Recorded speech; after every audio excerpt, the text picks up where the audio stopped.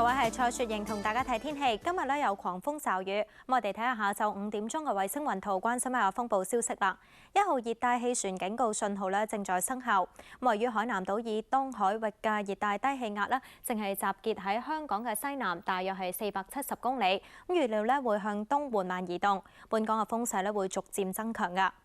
天文台錄到氣溫係介乎25.5至到28.2度，相對濕度喺87%至99%之間，吹清勁嘅東至東南風，離岸海域同埋高地間中係吹強風。而家28度，相對濕度87%，天文台係錄到22.9毫米嘅雨量。交俾天氣先生。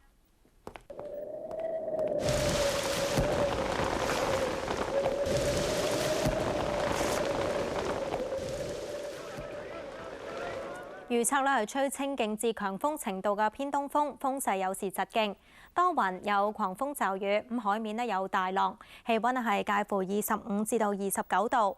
展望之後1、2日咧仍然都有狂風驟雨。天氣報告完啦，拜拜。